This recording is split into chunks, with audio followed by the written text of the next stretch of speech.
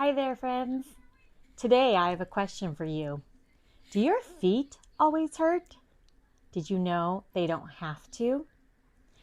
Are you just a little bit barefoot curious? What are barefoot shoes anyway?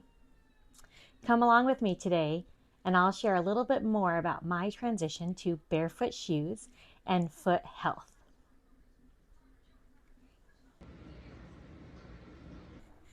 Okay, so today we're just going to kind of do a chat.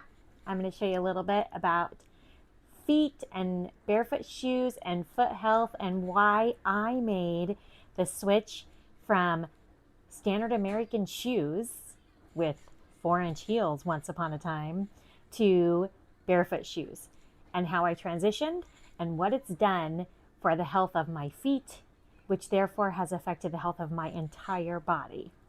If you've been curious about barefoot shoes, maybe you have some misconceptions, maybe you really want to give it a try, but you don't know where to start, well, let me see if I can help you figure it out. I do have some resources to share with you. I'll share how I started my journey and went from there. So first, what are barefoot shoes? Barefoot shoes mean they have zero drop. You're going to find a completely flat sole. You're not going to have an elevated heel because that's actually really bad for the pressure points on your feet, okay?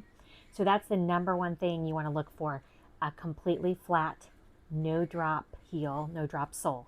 The next thing you want to look for is a wide toe box. Did you know that our feet are not meant to be shaped like this? No, instead, they're meant to be shaped like they were when we were born. Have you ever noticed how babies have wide spread toes? So many moms, when I was working in retail, would say, oh, I need to find shoes that are wide enough for my baby. And they struggle to find that because in America, maybe not just in America, I have a feeling this is a worldwide phenomena. If we look back through history and we look at things such as Chinese ancient foot binding practices, and we look at Elizabethan era and Victorian era shoe practices, a narrow pointed foot or a small foot became synonymous with beauty and with status. Is it healthy? No. And we know better today, so we can do better. So we want that nice wide toe box. Gone are the days of narrow pointed toes, of rounded, crushed toes, of your pinky being slammed into the rest of your foot so that your feet can't spread and give you stability. So, 1, we want a flat, no drop shoe. 2, we want a wide toe box. Those are the 2 most important things. Now, some other things that we look for is stability, which means your shoe should have the front strap or component, whatever you're going to have over the front of your foot, over your toes. And then you also need something around your heel so that the shoe fits you securely. If you are walking and your shoe is flopping like a flip-flop, or if your foot doesn't stay in it well, that is not a healthy shoe to wear, okay? So you want either a complete heel. There are ballet style shoes and slip-on style shoes that fit barefoot criteria. But sandals, you want to make sure they have a strap also around or over your ankle so that the shoe stays secure on your foot with each step you take. Okay, that's really important.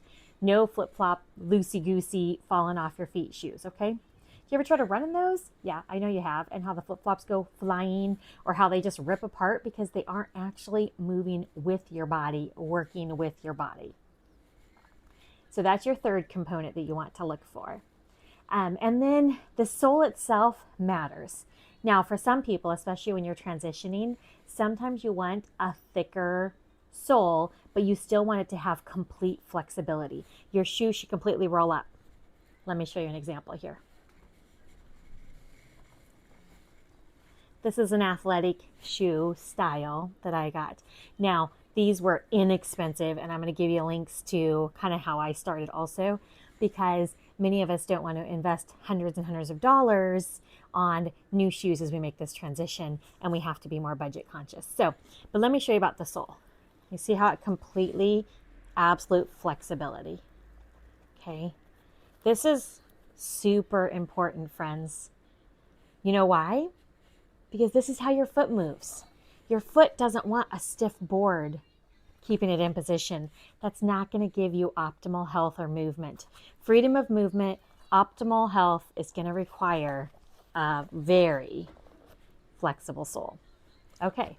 And that's even more important, in my opinion, for children as they grow, when those feet are growing so rapidly and they're learning to walk and to run and jump and skip and hop and all the things our children learn. If they don't have good stability with a nice, wide, naturally spread foot and with maximum flexibility, we're actually setting them up early on for a lifetime of injury and pain. So start them young, throw away those narrow, stiff shoes, and find foot health. You'll thank me later. Okay, so I think I covered the main components of, I do want to talk a little bit more about the sole. So in addition to that ultra flexible sole, the thickness of it can vary based on your personal preference, especially early on, or depending on your activity. You know, if you're hiking on rocks, perhaps you want a little bit more of a flexible sole that's, a little thicker. And if you're just rolling around the property at home or in the grass or the park, you're fine with like a super thin leather or Vibram type sole. Okay, so that's going to be up to your personal preference. Okay, thanks for waiting there, friends. So flexible sole and then thickness of sole, right, is where we left off. So there's a big variety in barefoot shoes on how thick the sole is going to be, from just natural leather like a moccasin to a little bit thicker rubber type of sole like that athletic shoe I just showed you, although there are some with even a little bit more support in the sole. I don't really want to say support. That's kind of the wrong word, because the whole point of barefoot shoes is for your feet to develop and move naturally and to grow stronger so that they can effectively support your body and your overall health, okay?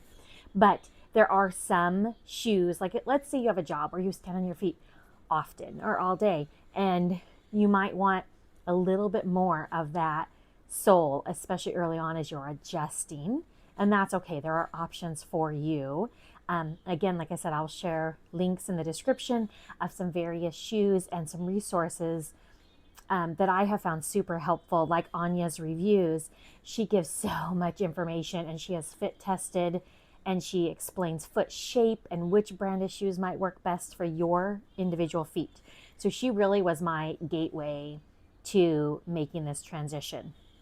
And if you know anything about me, you know that when I do something, I just kind of go all in. I don't tend to be a person who tiptoes. So first, I transitioned from standard American shoes to Birkenstocks.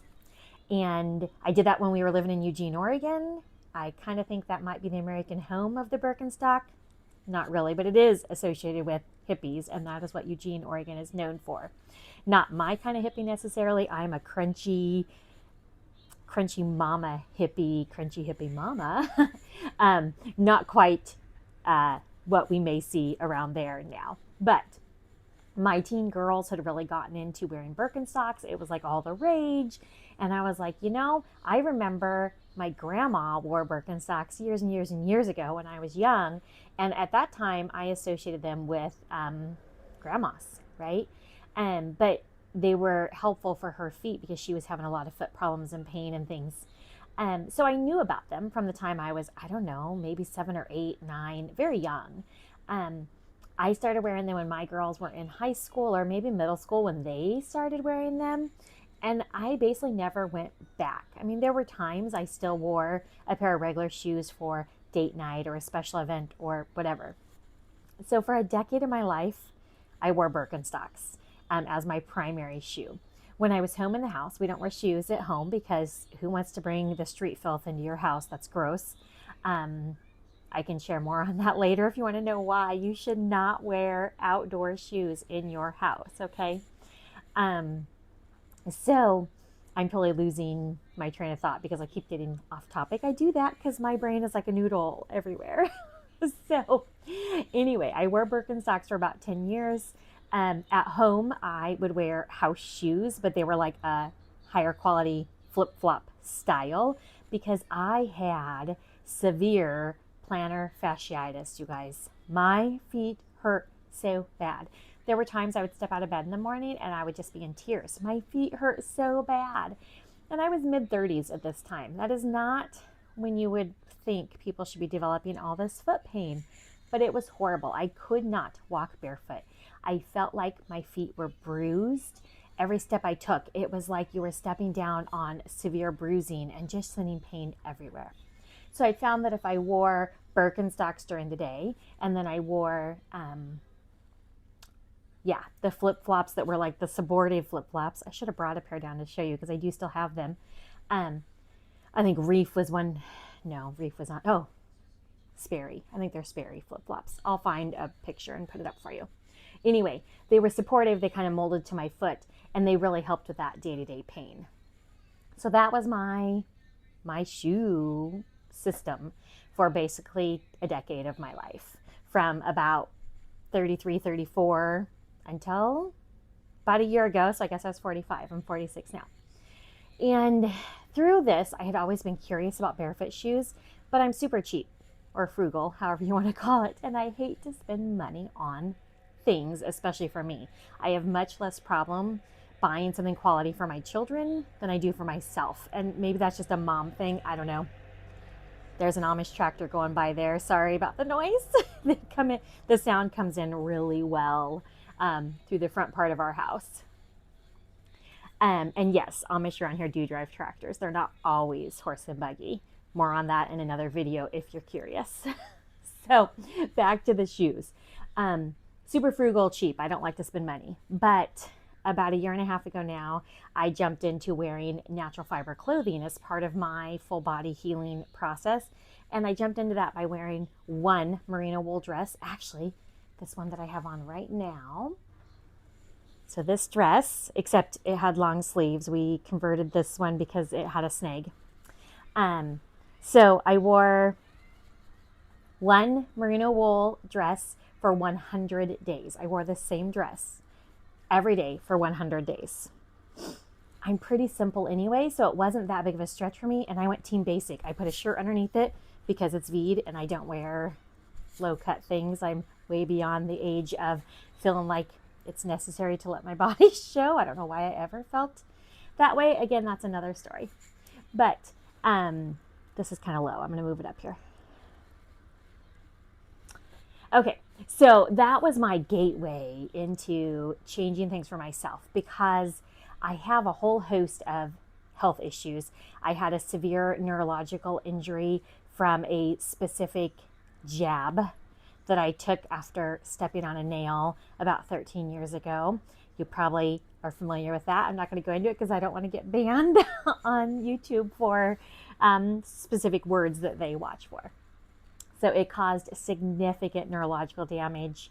One day I'll have to share a video on that for you all to hear more about my story. But that neurological damage then just launched into the last 13 years of multiple rounds of shingles, multiple autoimmune diseases. I developed mast cell disease. My official diagnosis to date is MCAS, mast cell activation syndrome, on the spectrum of mastocytosis, and I also have mastocytic enteritis. That's a lot of M words. What it means is that my mast cells, I have too many of them. That's why I don't have a clear-cut diagnosis, because I have too many mast cells. They produce too many mast cell mediators like histamine, which tells your body that you're allergic, right? It like is your allergy response, and I have too much. So that's anaphylaxis type of episodes to all kinds of things all the time. But because I have too many, not just overactive, I'm in this weird ground of what is the specific, like, do I have to have like bone marrow treatments and that kind of stuff? Well, so far, my tryptase hasn't shown them that we need to go further in that regard. So I just kind of sit in this land of and try to stay healthy and not die from anaphylaxis. Okay. So I have that diagnosis. Then I also gained a diagnosis of Sjogren's and probably lupus, although I haven't followed up with my rheumatologist, but my most recent labs were indicative of that. I also have celiac disease, which I actually was diagnosed with before all of this. That was my first autoimmune condition. And then I have just some other little things that kind of have come along. I'm in full surgical menopause as of, how many years has it been now? 7, a little over 7 years. And so now I've developed osteopenia, not something that any 46-year-old wants to deal with. So I'm working really hard to heal my body, to regain health, to reverse this spiral that started with some genetic tendency, but then a certain jabby jab product 13 years ago, not the more recent one, because I'll never take another one again, and neither will my children, that sent me into this neurostorming and overreactive immune system. Yuck. Okay, so that was a brief synopsis of what I'm dealing with here. So I think my foot stuff was just a continuation of all of this stuff. Anyway, constant foot pain, feeling like I was ancient, can't function. Then I did my 100 days in my wool dress. And I just thought, the one thing I haven't changed in my life yet is my clothing, because I'm cheap, frugal, and I don't want to invest the money in high quality fabrics. I have a very minimal wardrobe anyway, because I'm just not a person who collects stuff. But what if I just start getting natural fibers only and make that transition in my life? As part of that, I decided to go ahead and buy my first pair of Barefoot shoes, which I had been eyeing for a long time.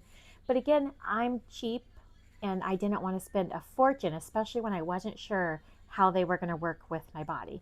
Now, I knew that a decade of wearing Birkenstocks, my feet had widened back out quite a bit. I would say not back out because they were never wide, right? But they were smushed, narrowed from a lifetime of wearing traditional shoes. So as I wore Birkenstocks, my feet actually spread back to more of a natural foot shape. And so now buying regular shoes is a little bit more challenging anyway, because I don't find them comfortable because my feet are used to the freedom of a natural foot shape. So that's totally off. I'm veering all over the place here. Sorry. Let me show you the first shoes that I purchased.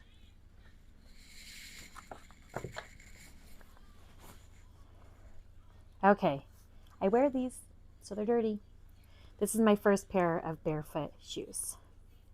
These are by Xero, Xero, Xero shoes. I think I only paid about $60 probably. I've had these for over a year now, and I mean, they're going strong. They'll be totally fine through this summer season.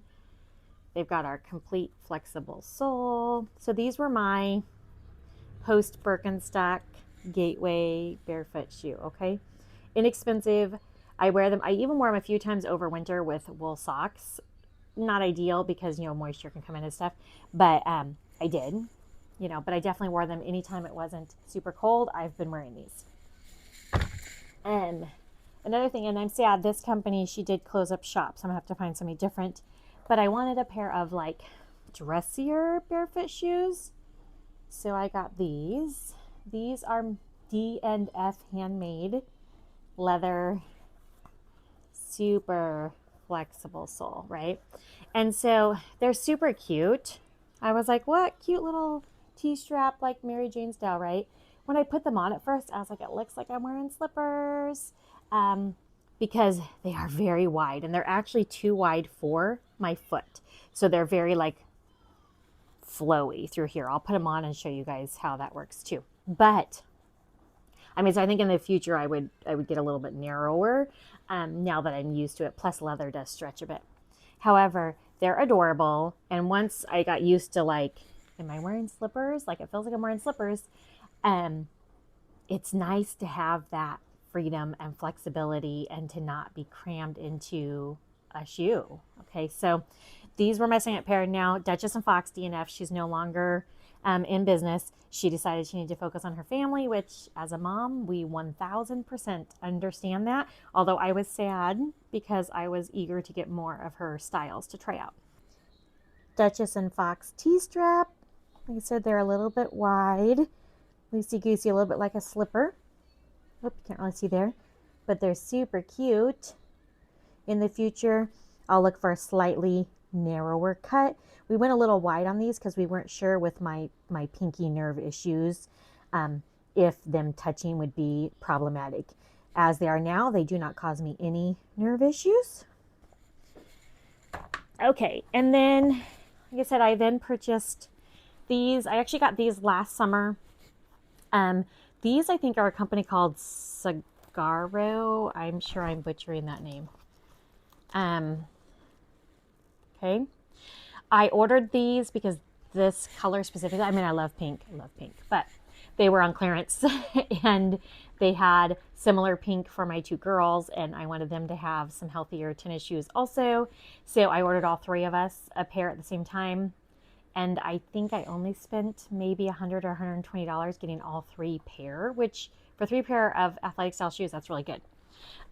They kind of look like a water shoe a bit with their stretchy, on and this toe shaping.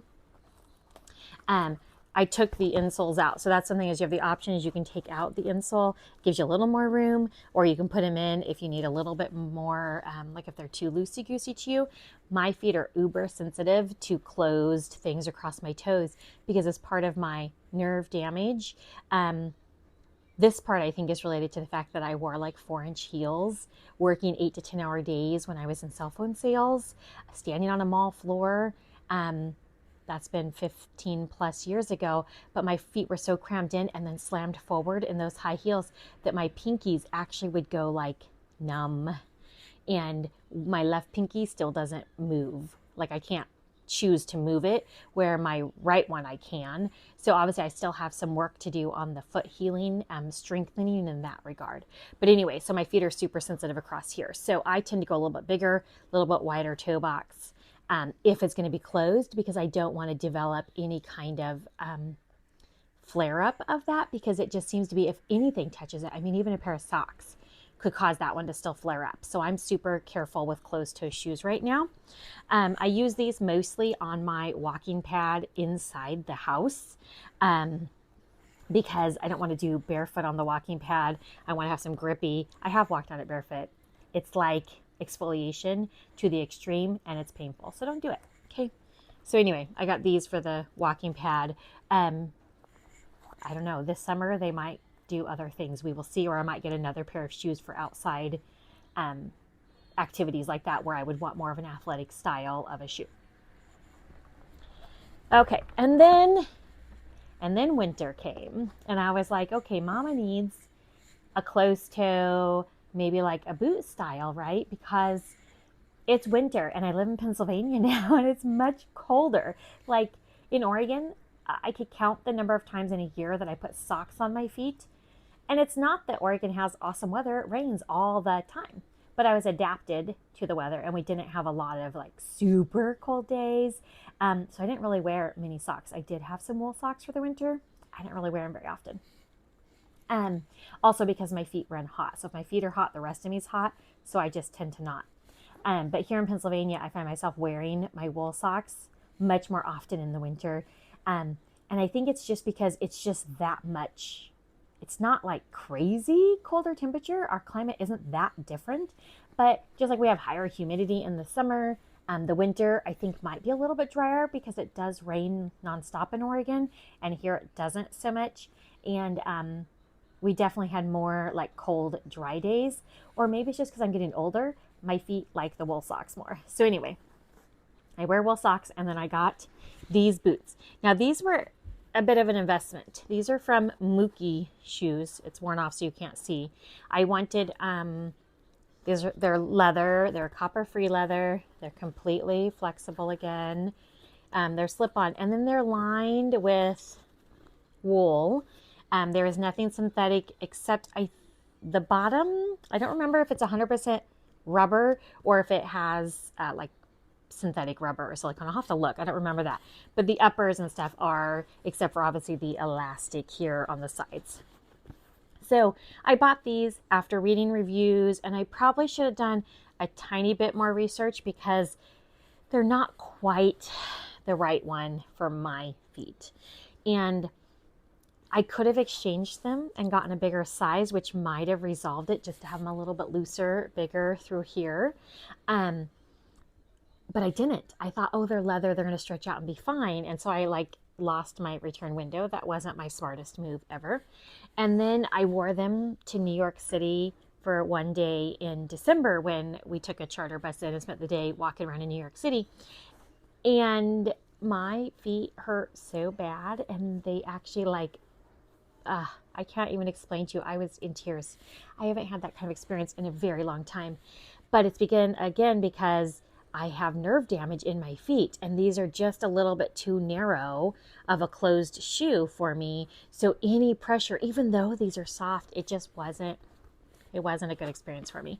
So I ended up having to find a shoe store that had some sort of like sandal, which this is December. That was not an easy task, because my toes had to be open, because I knew that walking and the fact that my toes were going to touch anything was going to be bad because that nervous system damage that I have.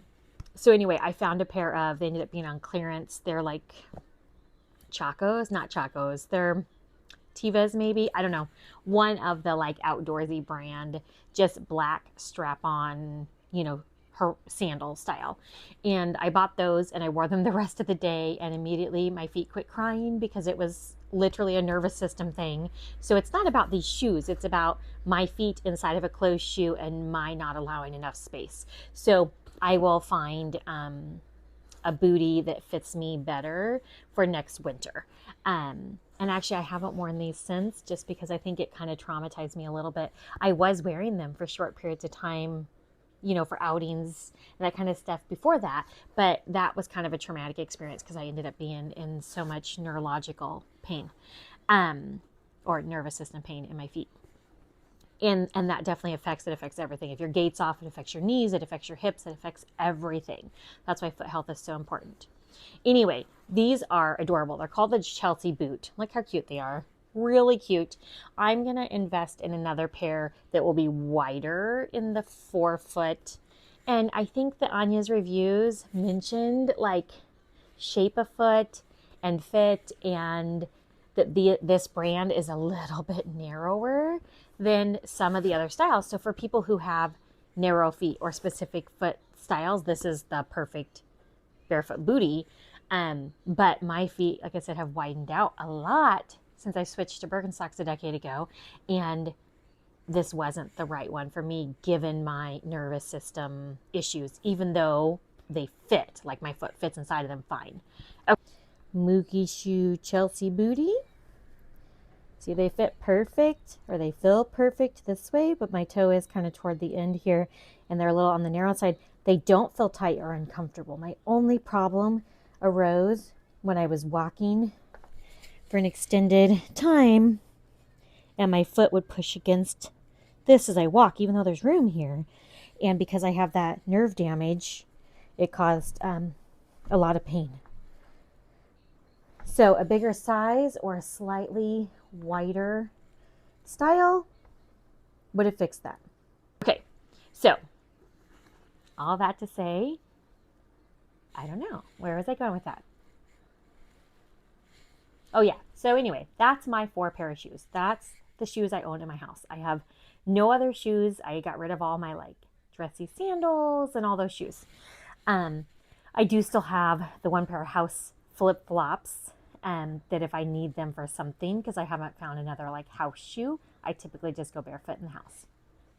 And I do have my winter boots, like actual cold weather. I think they're one of the brands for, cold weather gear. It starts with a C and I totally just lost it. So anyway, I do still have standard winter boots. I will invest in some barefoot style, some wider toe box style winter boot, hopefully by next winter. But I have to pace myself, and that wasn't in the budget this year. And I do still have my Birkenstocks around. I'll show you those. They're pretty worn out.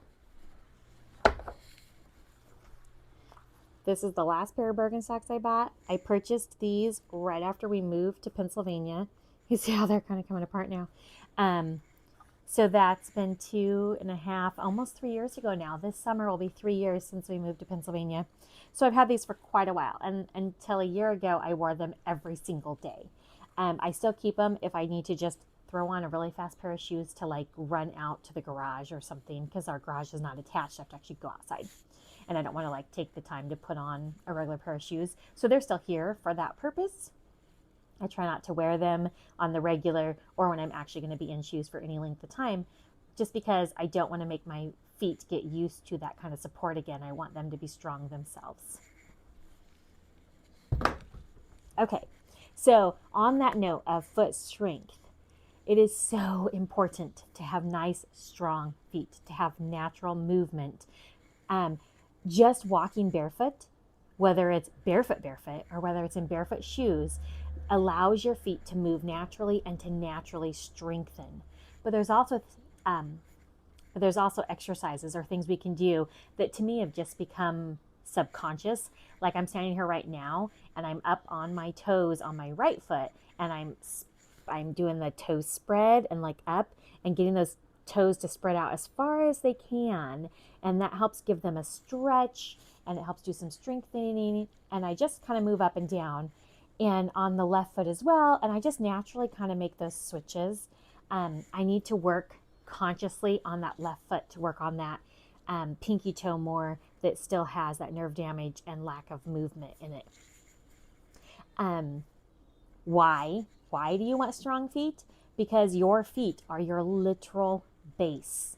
They are what affect everything in your life. They affect every joint, every muscle, everything you do starts at your feet. If your feet aren't in good shape, if they hurt, if you have inflammation, if you have plantar fasciitis, bunions, all those things, which most of those are caused by our modern lifestyle, whether it's the shoes we shove our feet in or whether it's our diet.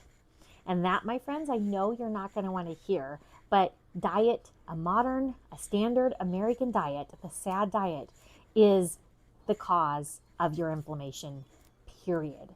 It doesn't matter what illness you have, what autoimmune disease you have, what chronic or acute thing you have. The root of all of it is the standard American diet.